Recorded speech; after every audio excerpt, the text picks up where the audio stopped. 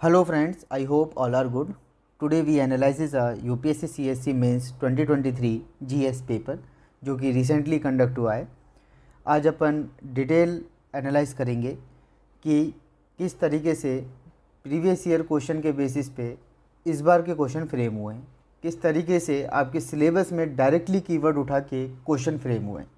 ठीक है, जैसे कि मैं अपने लास्ट के वीडियोस में भी कहता आया हूँ कि किसी भी एग्ज़ाम को क्लियर करने के लिए 3 important pillar PYQ, syllabus and revision. ठीक है, ये बताएगा कि टॉपिक में कैसे पढ़ना है, क्या पढ़ना है, और ये आपका सिलेक्शन दिलाएगा रिवीजन। ठीक है, नाउ GS 1 2 3 के मैंने कुछ क्वेश्चन लिए हैं। उन्हीं के क्वेश्चन के बेसिस पे मैं आपको पूरा एक ट्रेंड एनालिसिस कराऊंगा कि किस सेम लाइन पे सेम थीम पे किस तरीके से क्वेश्चन रिपीट हुए हैं। ठीक है, क्वेश्चन रिपीट होने का मतलब यहाँ पे ये नहीं है कि लाइन टू लाइन आ जाएगा, लेकिन एक सेम ही लाइन पे क्वेश्चन रिपीट हुआ है, वो आपको मैं आज यहाँ पे अपन डिटेल एनालाइज करेंगे। नाउ सबसे पहले मार्केट में ये बहुत अफवाह फैल रही है कि भाई जो पेपर का जो लेवल था वो इजी था। एक्चुअल में जो पेपर का लेवल जो था वो इजी कहीं भी नहीं था। ठीक है ना, इजी नहीं था, ना ही वो डिफ़िकल्ट था, वो एक मॉडरेट लेवल का पेपर था। अब मॉडरेट लेवल का पेपर भी क्यों था? मॉडरेट लेवल का पेपर कहने का मतलब है एज़ कम्पेयर टू 2021 एंड 2022। ठीक है, पेपर का लेवल थोड़ा इजी था, लेकिन ऐसा भी नहीं था कि आपने क्वेश्चन देख लिया और डायरेक्टली आंसर आपने फ्रेम कर दिया, ऐसा भी नहीं था। देखो, आप जब अपने घर पे जब किसी पेपर को आप देख रहे हो या फिर आप घर पे पेपर को सॉल्व कर रहे हो और एग्ज़ाम हॉल में उसी पेपर को सॉल्व करने में रात दिन का अंतर होता है। ठीक है, उस प्रेशर में पेपर को करना और उस कंडीशन में वर्ड लिमिट में सब कुछ आपके ऊपर अप्लाई होता है, उस टाइम पे पेपर को सॉल्व करना एक डिफ़िकल्ट टास्क बन जाता है। ठीक है, घर पे तो वो इजी लगता ही है, लेकिन जब आप एग्ज़ाम हॉल में होते हो तो वो इतना इजी चीज़ नहीं होती है। ठीक है, आप उस चीज़ को रियलाइज़ कर पा रहे होंगे जो चीज़ मैं कह रहा हूँ। जिसने भी अटैम्प्ट दिया है इस बार या पहले कभी दिया है मेंस, वो चीज़ इस चीज़ को समझ पा रहे होंगे। ठीक है, नाउ पेपर एक मॉडरेट लेवल का था। मॉडरेट लेवल का इसलिए भी था क्योंकि देखिए काफ़ी क्वेश्चन ऐसे थे कि जो आपके PYQ बेस्ड थे, मतलब आपके प्रीवियस ईयर क्वेश्चन में वहाँ उस टॉपिक से क्वेश्चन काफ़ी बार रिपीट हुए हैं। अब रिपीट होने का मतलब जैसे कि मैं पहले ही बता चुका हूँ कि इसका मतलब ये नहीं होता कि लाइन टू लाइन आपका क्वेश्चन फ्रेम हो गया। ठीक है, उसी ही लाइन पे क्वेश्चन फ्रेम हुआ है, वो मैं आगे आपके साथ डिस्कस करूँगा। ठीक है, नाउ मॉडरेट इसलिए भी कहा क्योंकि डायरेक्टली काफ़ी क्वेश्चन ऐसे थे जो आपके सिलेबस के डायरेक्टली कीवर्ड से उठाएं। अगर आपने सिलेबस प्रिपेयर किया होगा, सिलेबस प्रिपेयर करने का मतलब ये है अगर आपने सिलेबस आपने पूरा कवर किया होगा, जो भी आपके सिलेबस में दिया हुआ है वो टॉपिक्स आपने सारे कवर किए होंगे, उन टॉपिक्स के आपने नोट्स बनाए होंगे 1 1.5 2 पेज में, जो कि मेंस के नोट्स बनते हैं। ठीक है, मेंस और प्रीलिम्स के नोट्स में मैंने पहले भी बता रखा है। अगर आपने वो नोट्स पहले से प्रिपेयर कर रखे होंगे तो आपके लिए वो पेपर मॉडरेट रहा था। ठीक है, और था भी एज़ कम्पेयर टू 2021 एंड 2022। ठीक है, और मॉडरेट इसलिए भी रहा, तीसरा पॉइंट ये है NCERT। काफ़ी क्वेश्चन ऐसे हैं जो डायरेक्टली NCERT से उठाएं, जो भी मैं आपको बताऊंगा कि कहाँ से क्वेश्चन डायरेक्टली NCERT से उठाए। NCERT से जो मोस्टली क्वेश्चन उठाए गए वो GS 1 में उठाए गए। ठीक है, GS 1 में आपके मोस्टली जो है NCERT से क्वेश्चन उठाए गए, जैसे कि आपका हिस्ट्री वाला हो गया, जोग्राफिक वाला पार्ट हो गया, सोसाइटी वाला पार्ट हो गया। ठीक है, नाउ जो मेरा मेन जो पर्पस है इस वीडियो को लाने का वो मैंने आपको पहले ही बता दिया कि आपको ये पता लग जाए कि importance of PYQ and syllabus क्या है, जो कि मैं आपको पहले हर बार कहता आया हूँ कि PYQ करिए और सिलेबस को अपने कंप्लीट करिए। ठीक है, जितने भी आपके सिलेबस में पॉइंट हैं वो आप उसके ऊपर आपके पास एक पर्टिकुलर नोट्स होने चाहिए, 1 1.5 2 पन्ने में, S depend on the topic. Now GS 1 का जो GS 1 में की पहले बात कर लेते हैं। इसमें जो क्वेश्चन पूछा गया, मैं कुछ ही क्वेश्चन यहाँ पे आपके साथ डिस्कस कर रहा हूँ, पूरा पेपर मैं यहाँ पे डिस्कस नहीं कर रहा। मैं आपको बस यहाँ पे जो मेरा मोटिव है वो समझिए कि आपको ये चीज़ रियलाइज़ हो जाए, ये चीज़ आपको पता लग जाए कि PYQ से किस तरीके से क्वेश्चन रिपीट होते हैं और सिलेबस से किस तरीके से डायरेक्टली कीवर्ड से कैसे क्वेश्चन फ्रेम होते हैं। ठीक है, नाउ क्वेश्चन जो GS 1 में पूछा गया, why is the world today confront with the crisis of availability of and access to fresh water resources. अब यहाँ पे पकड़िए फ्रेश वाटर रिसोर्सेज को। देखो, कुछ टॉपिक्स ऐसे होते हैं UPSC के फेवरेट होते हैं, जैसे वाटर हो गया, अर्थक्वेक हो गया, साइक्लोन हो गया, ठीक है, सॉइल हो गया। ठीक है, ये इस तरीके के जो टॉपिक हैं ये इनके इंपॉर्टेंट हैं, यहाँ से क्वेश्चन इनको फ्रेम करना ही करना होता है। ठीक है, नाउ ये तो इस बार क्वेश्चन पूछा गया फ्रेश वाटर रिसोर्सेज के ऊपर। ठीक है, नाउ 2015 में क्वेश्चन क्या पूछा गया, India is well endowed with the fresh water resources, critical examine why it still suffer from water scarcity. ठीक है, उसके बाद देखिए 2016 में सेम क्वेश्चन, इस बार इन्होंने डाल दिया micro water shed development project help in water conservation in drought prone and semi arid region of India. उसके बाद देखिए 2019 में वाटर स्ट्रेस पे क्वेश्चन आया, how and why does it differ regional in India. उसके बाद देख लिए 2020 में क्या क्वेश्चन पूछा, the interlinking of rivers can provide viable solution to multi dimensional inter related problem of drought flood interrupted navigation critically examine. घुमा फिरा के वही क्वेश्चन इन्होंने फ्रेम करा, फ्रेश वाटर से, ड्राउट से, वाटर स्केर्सिटी से। नाउ जब आप इस आपने जब ये PYQs अगर आपने पहले कभी देखे होंगे तो ये टॉपिक आपका क्लियर होना चाहिए, वाटर स्केर्सिटी वाला, फ्रेश वाटर वाला, फ्रेश वाटर रिसोर्सेज वाला, ड्राउट प्रोन एरिया वाला, ठीक है। ये वाटर स्ट्रेस क्या होता है, ये सब आपके पहले से ही नोट्स आपके प्रिपेयर होने चाहिए। पहले भी तो इसी ही लाइन पे क्वेश्चन पूछे गए हैं, तो इस बार भी पूछ सकते थे। लास्ट क्वेश्चन 2020 में पूछा इन्होंने और इस बार 2023 में फिर पूछ लिया। 2023 में इन्होंने इंटरलिंकेजेस ऑफ वाटर रिवर्स को लेके पूछा, इस बार डायरेक्टली इन्होंने क्या पूछ लिया, फ्रेश वाटर रिसोर्सेज पे, ठीक है। नाउ अगला क्वेश्चन देखते हैं, what was the difference between the Mahatma Gandhi and Rabindranath Tagore in their approaches toward the education and nationalism. ये डायरेक्टली क्वेश्चन NCERT से उठाया है, ठीक है। अब इसमें डिफरेंसेस अप्रोचेस पूछिए महात्मा गांधी एंड रविंद्रनाथ टैगोर जी की towards the education and nationalism. ये जो एजुकेशन की जो अप्रोचेस है ये आपको हिस्ट्री की NCERT में मिल जाएगा, और नेशनलिज्म की जो अप्रोचेस है ये पॉलिटिकल साइंस की NCERT में मिल जाएगा। डायरेक्ट पूछा है और NCERT में बॉक्स में इनकी फ़ोटो भी दी हुई है और वहाँ पे इनको दिखाया हुआ है इनकी अप्रोचेस, ठीक है। डायरेक्टली NCERT से क्वेश्चन फ्रेम हुआ है, ठीक है। नाउ 2015 में क्वेश्चन क्या पूछा, differences would have been achievement of Indian independent without the Mahatma Gandhi. Now 2016 में क्या पूछा, difference in the approaches of Subhash Chandra Bose Mahatma Gandhi in their struggle of freedom. इस बार क्या पूछा, महात्मा गांधी और रविंद्रनाथ टैगोर जी के। 2016 में क्या पूछा, सुभाष चंद्र बोस जी के और महात्मा गांधी जी के। नाउ 2018 में क्वेश्चन क्या पूछा, throw light on the significance of the thought of Mahatma Gandhi in the present time. Repeated, bring out the constructive programme of Mahatma Gandhi during the NCM and CDM। तो अब इससे आपने क्या एनालाइज़ किया, अगर पहले आपने कभी PYQs को एनालाइज़ किया होगा तो जो आपका ये महात्मा गांधी जी वाला जो ये टॉपिक है ये आपके लिए बड़ा इंपॉर्टेंट हो गया।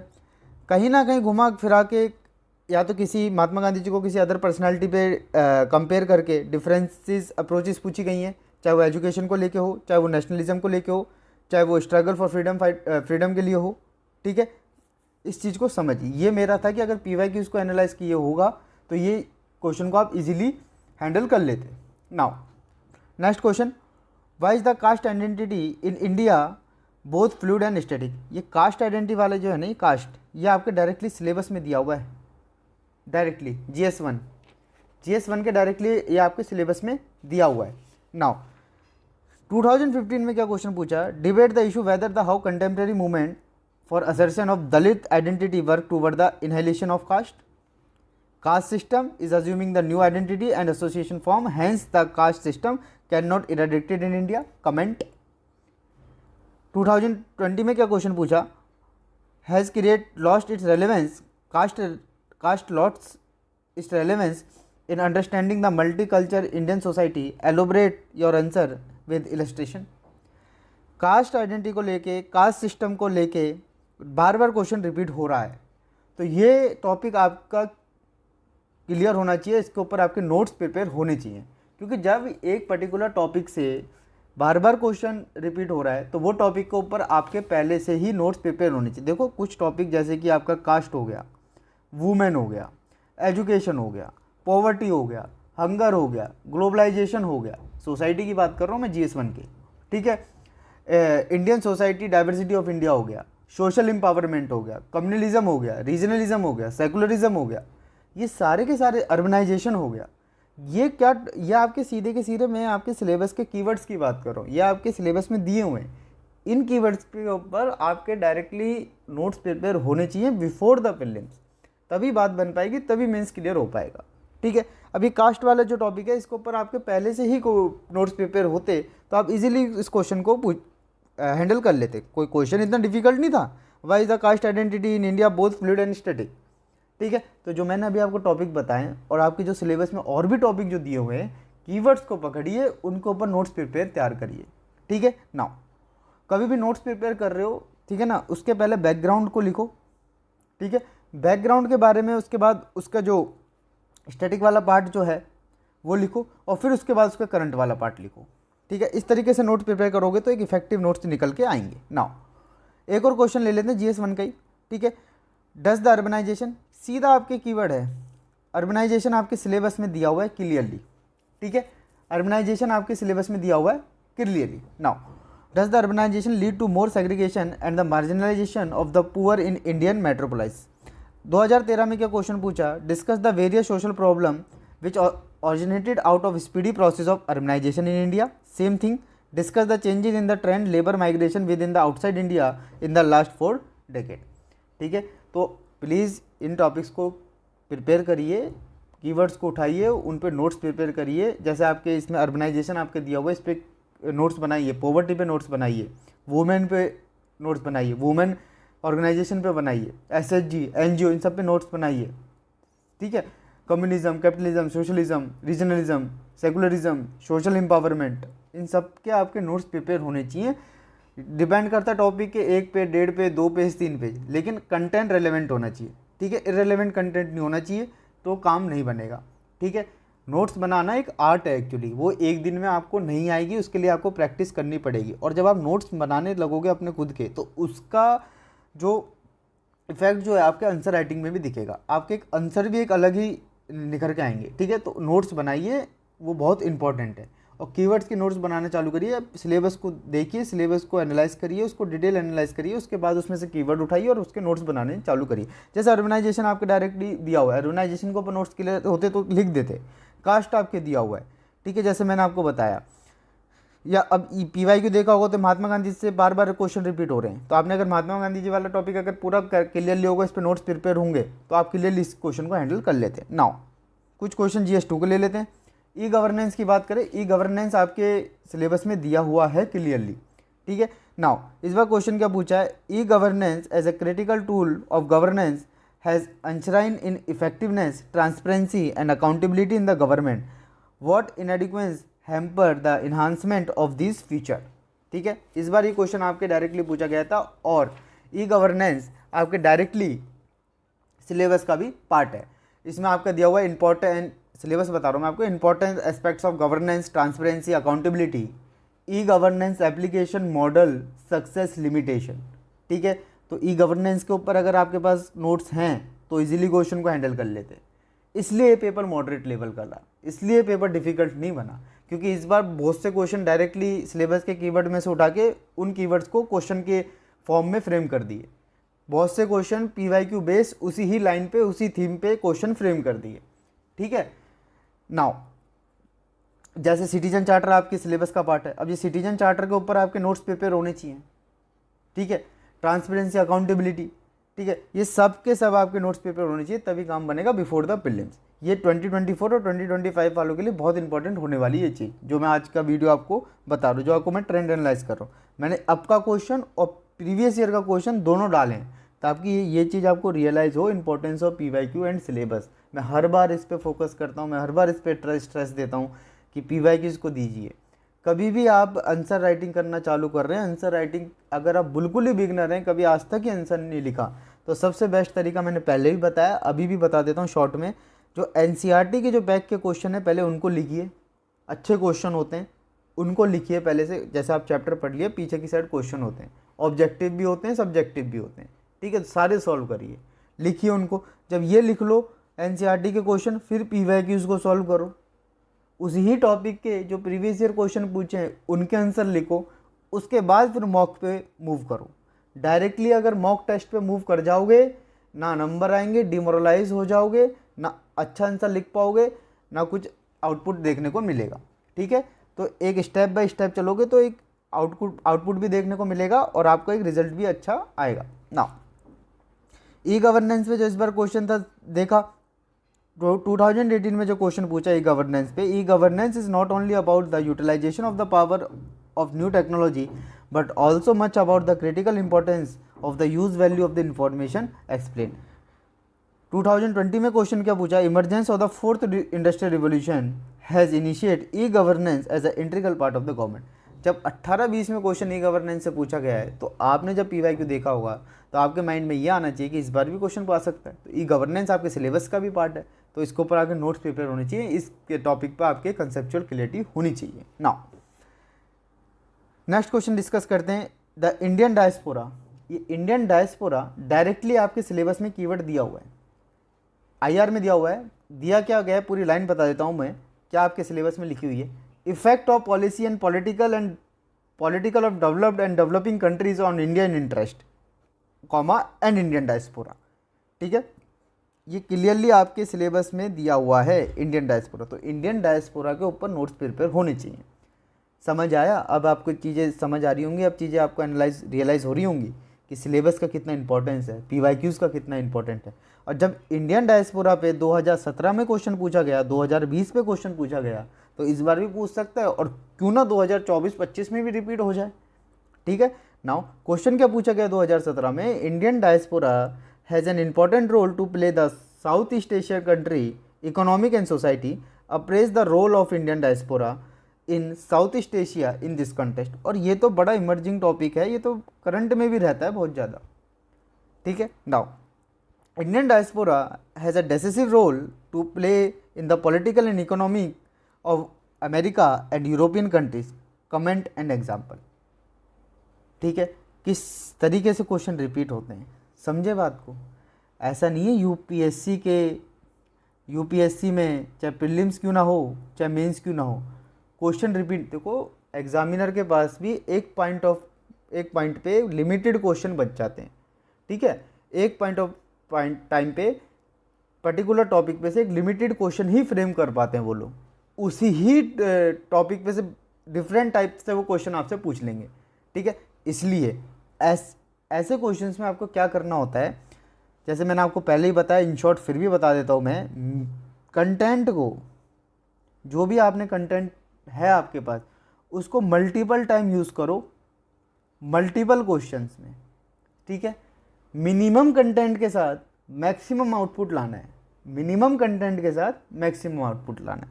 ठीक है, नाउ इसको डिटेल में आपको एक्सप्लेन करूँगा, एक बार क्वेश्चन देख लेते हैं अपन। नाउ नेक्स्ट क्वेश्चन जो आपका GS2 में रहा,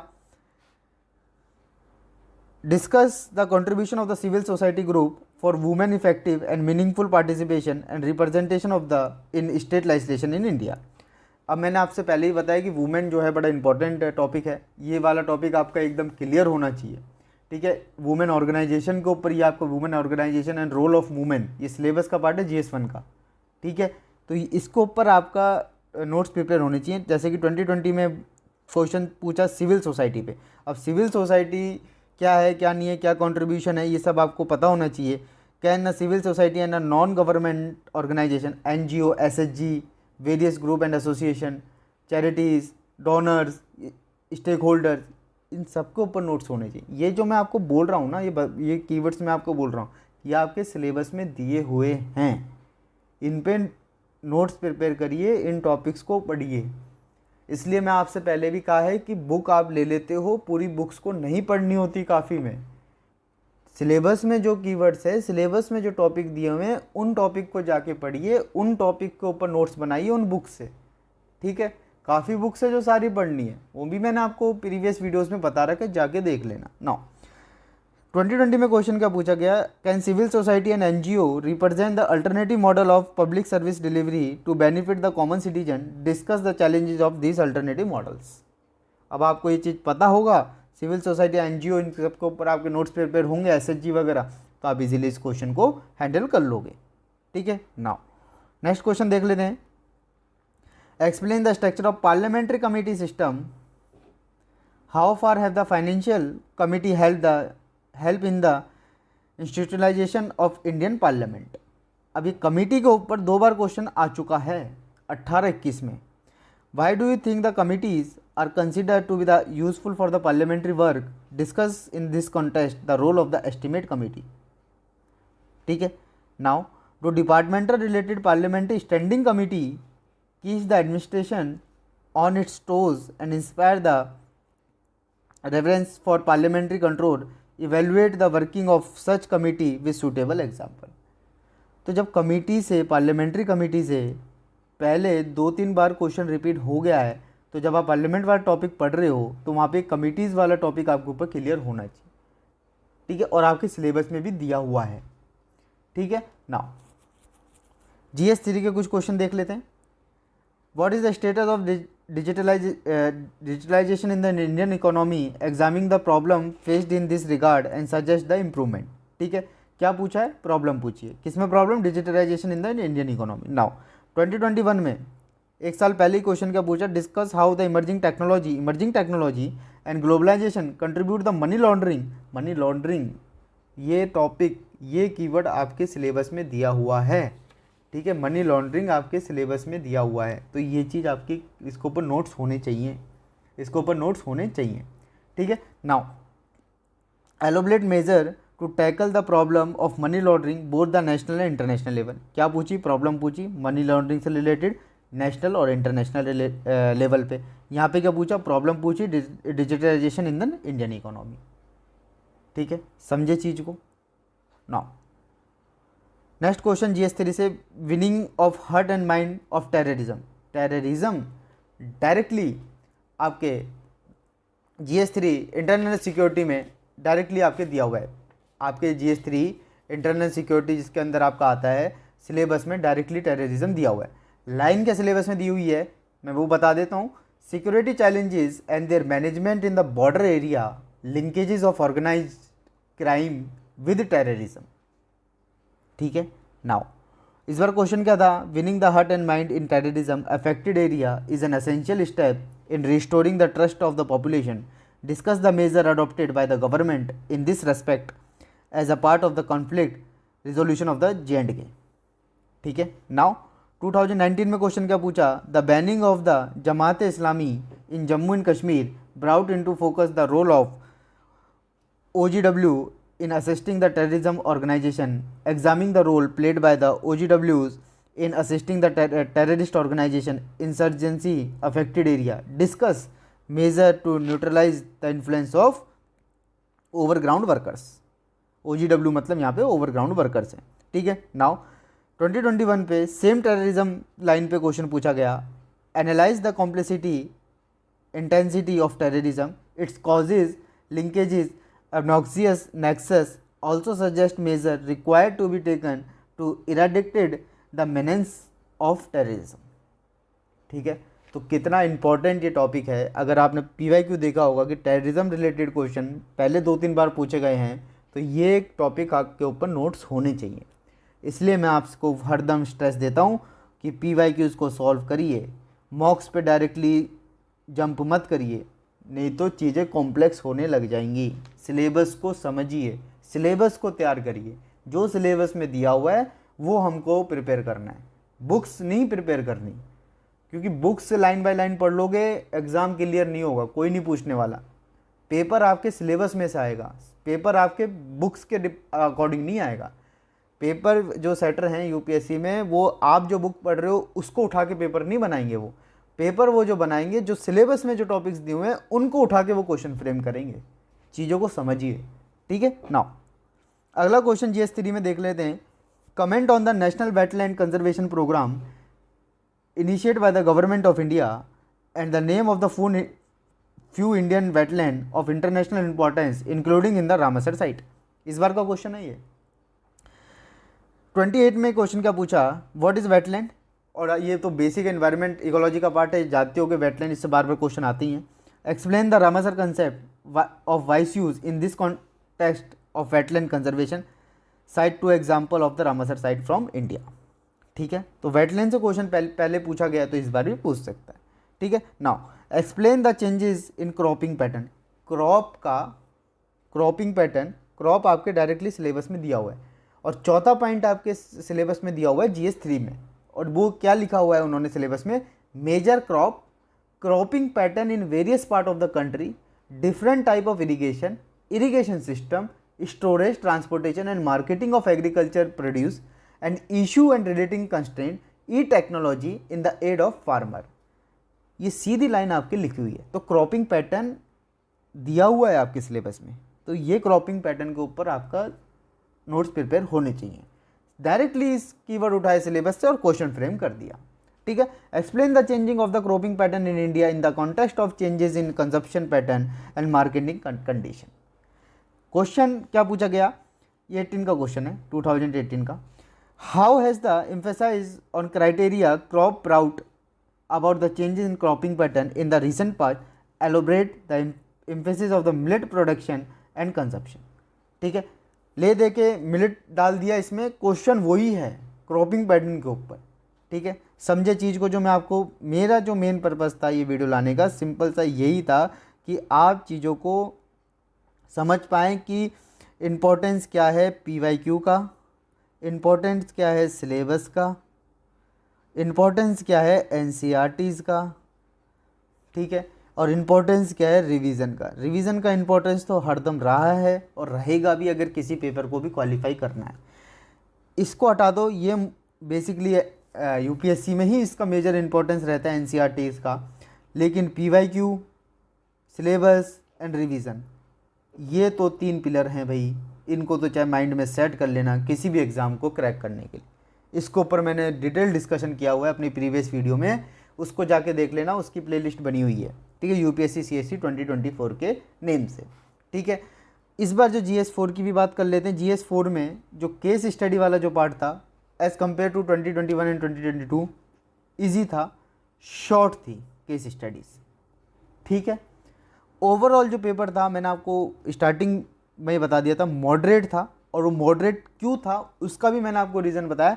क्वेश्चन डायरेक्टली सिलेबस से बनाए गए हैं। डायरेक्टली सिलेबस का मतलब सिलेबस से बाहर तो नहीं बनेगा, लेकिन डायरेक्टली सिलेबस का मतलब डायरेक्टली सिलेबस से कीवर्ड उठाए, क्रॉपिंग, क्रॉप, टेररिज्म, ई टेक्नोलॉजी, इस तरीके से, वुमेन, डायरेक्टली क्वेश्चन इस पे फ्रेम कर दिए। दूसरी बात, PYQ से के बेसिस पे, मतलब PYQ के लाइन पे काफ़ी क्वेश्चन इस बार फ्रेम हुए। ये तो मैंने, यही क्वेश्चन नहीं है, बहुत सारे क्वेश्चन हैं जो कि सेम PYQ लाइन पे फ्रेम हुए हैं, सेम डायरेक्टली कीवर्ड उठाए हैं सिलेबस से और क्वेश्चन को बना दिया है। ठीक है, नाउ कुछ क्वेश्चन लाने का मेरा यही पर्पस था कि आप चीज़ को समझ पाएँ। ठीक है, मैं हर बार आपसे फोकस करता आया हूँ, हर बार स्ट्रेस देता हूँ कि PYQ देखिए, सिलेबस देखिए, रिवीजन करिए। आज मैंने आपको दिखाया है, आज मैंने आपको बताया है कि इस बार का क्वेश्चन क्या पूछा गया, प्रीवियस ईयर क्वेश्चन क्या पूछे गए, सेम टॉपिक से, सेम लाइन पे। तो अब आपको चीज़ें रियलाइज़ हो रही होंगी और अब आपको चीज़ें समझ में आ रही होंगी। अगर आप एक सीरियस एस्पिरेंट होंगे तो, अगर आप एक राइट डायरेक्शन में और राइट अप्रोच के साथ प्रिपरेशन कर रहे होंगे, तो ये डेफिनेटली ये वीडियो आपके लिए बहुत बेनिफिट होने वाली।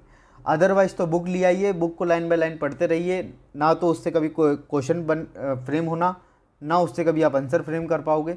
मैंने आपको क्या बोला, एग्जामिनर आपकी बुक से क्वेश्चन नहीं बनाएगा, एग्जामिनर सिलेबस को उठाएगा, वहाँ से क्वेश्चन फ्रेम करेगा। ठीक है, आप क्या पढ़ रहे हो उससे उसको कोई लेना देना नहीं है। UPSC ने क्या सिलेबस बनाया हुआ है, उसको उससे लेना देना है। तो अपन ने क्या करना है, सिलेबस को प्रिपेयर करना है। ठीक है, बुक्स के पीछे मत भाड़िए, आपको नोट्स प्रिपेयर होने चाहिए। और नोट्स कहीं से भी बना सकते हैं आप, ऐसा नहीं बुक से ही नोट्स बनेंगे, साइट से बन जाएंगे। डिफरेंट कोचिंग की साइट्स पे जाइए, वहाँ से आप नोट्स बनाइए। ठीक है, बुक्स को रेफ़र करिए, NCERTs को रेफ़र करिए। ठीक है, आपके कोचिंग के नोट्स को रेफ़र करिए, एक जगह कंपाइल करिए और एक बढ़िया से एक नोट्स बन के आएगा। ठीक है, और नोट्स का मतलब नोट्स। ठीक है, काफ़ी बार स्टूडेंट क्या करते हैं कि नोट्स बनाने के चक्कर में वो दूसरी बुक को ही प्रिंट कर देते हैं। ठीक है ना, दूसरी बुक को प्रिंट करने का इन द सेंस कि उनके नोट्स ही एक ही टॉपिक के 15-15, 20-20, 25-25 पेज के रहेंगे। चलो ठीक है, आपने 20-25 पेज के एक नोट्स बना लिया किसी टॉपिक के, मान लेते हैं अर्बनाइजेशन पे आपने 20 पेज के नोट्स बना लिए। क्या ये 20 पेज कभी यूज़ हो पाएंगे भैया? आपको 150 वर्ड और 250 वर्ड में तो क्वेश्चन लिखना है ना, वही 10 नंबर, वही 15 नंबर।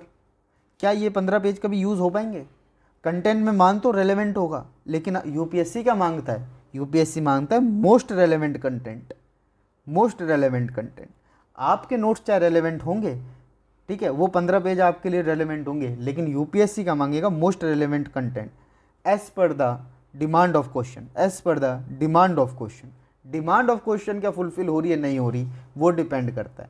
कभी भी आप ये 15 पेज को यूज़ ही नहीं कर पाओगे। नोट्स जितना मिनिमम कर रख सकते हो उतना रखो। नोट्स का मतलब ही क्या होता है कि जैसे आपने अर्बनाइजेशन को टॉपिक लिया, ग्लोबलाइजेशन लिया, वुमेन लिया, पॉवर्टी लिया, हंगर लिया, कुछ भी लिया, उस टॉपिक में से as per the topic depend करता है मैक्सिमम 2 से 3 पेज में, मैक्सिमम बोल रहा हूँ, क्योंकि वही एक्चुअल में नोट्स हैं जो कि आपके मेंस से पहले काम आएंगे। अदरवाइज वो 15-20 पेज के नोट्स जो हैं वो रखे रह जाएंगे, ना कभी रिवाइज होंगे, ना कुछ उनका यूज़फुल होंगे आपके लिए। ठीक है, समझ आया अब कि PYQ किस तरीके से और सिलेबस किस तरीके से आपको इस एग्ज़ाम को क्लियर करने में यूज़फुल है और हेल्पफुल है। ठीक है, और एक चीज़ जो मैंने पहले डिस्कस करी थी वो मैं आपको फाइनलाइज़ कर देता हूँ। ठीक है, हरदम याद रखना, मैं बता रहा हूँ एक बहुत अच्छी चीज़, मिनिमम कंटेंट रखो अपने पास, मिनिमम रिसोर्स करो और उसको मैक्सिमम यूज़ करना सीखो, मैक्सिमम यूज़ करना सीखो। आप एक कॉमन सेंस लगाओ, आप एक ह्यूमन बीइंग कितना ही चीज़ों को याद रख लेगा, और उतनी चीज़ चलो उसने याद रख ली और एग्ज़ाम हॉल में वो उसका 50% भी रिप्रोड्यूस नहीं कर पाता। क्योंकि मैंने आपको पहले भी बताया था वीडियो की स्टार्टिंग में कि एग्ज़ाम हॉल की कंडीशन और आप जब घर पे बैठ के पेपर को देख रहे हो वो कंडीशन रात दिन का अंतर है। जब भी आपको पेपर बहुत इजी लग रहा था, जब आप मेन एग्ज़ाम हॉल में पेपर बैठ के लिखते ना, एक्चुअल में वो पेपर आपको डिफ़िकल्ट लगता ही लगता एज़ कम्पेयर टू जब आप उसको घर पर देख रहे हो तो। ठीक है, पेपर ऐसा भी नहीं था बहुत ईजी था, पेपर एक मॉडरेट लेवल का रहा है, बिल्कुल मानने की बात है, एक्स कम्पेयर टू 2021 एंड 2022। ठीक है, मिनिमम रिसोर्सेज रखिए, मिनिमम कंटेंट रखिए और उसको मैक्सिमम यूज़ करिए। ठीक है, एक ही चीज़ को मल्टीपल टाइम आप कैसे यूज़ कर सकते हो, ये एक तरीके की आर्ट है। और आर्ट जो होती है वो कैसे डेवलप होती है, प्रैक्टिस से। ये चीज़ ध्यान रखिएगा, आर्ट कैसे डेवलप होगी, प्रैक्टिस से। जितना ज़्यादा आंसर लिखोगे उतना ज़्यादा आप मिनिमम कंटेंट को मैक्सिमम क्वेश्चंस में यूज़ कर पाओगे। यही तो आंसर राइटिंग की आर्ट है। ठीक है, एक ही डाटा को, एक ही कीवर्ड्स को किस तरीके से आप मल्टीपल क्वेश्चन में यूज़ कर रहे हो, वो मल्टीपल आंसर में यूज़ कर रहे हो, यही तो एक आर्ट है। और एक चीज़ ध्यान रखिएगा, अपने आंसर्स में कीवर्ड्स को डालिए, मेंशन करिए, जो आपके सिलेबस में दिए हुए हैं उन कीवर्ड्स को डालिए आंसर में, तभी ये एक इफ़ेक्टिव आंसर निकल के आता है। ठीक है, जो भी चीज़ें मैंने बताई हैं प्लीज़ उन चीज़ों को अपनी प्रिपरेशन में अप्लाई करिएगा, तभी एक अच्छा रिजल्ट देखने को मिलेगा। और जो चीज़ आज तक मैं कहता आया हूँ PYQ सिलेबस रिवीजन, वो चीज़ आपको आज रियलाइज़ हुई होगी कि एक्चुअल में उनका रेलेवेंस है, और उन्हीं का ही रेलेवेंस है अगर इसको PYQ सिलेबस और रिवीजन का अगर पेपर क्वालिफाई करना है तो। ठीक है, नोट्स प्रिपेयर करना है, सिलेबस को कंप्लीट करना है, हर कीवर्ड के ऊपर हर नोट्स आपके प्रॉपरली बने होने चाहिए। Okay, now thank you and have a good day, bye.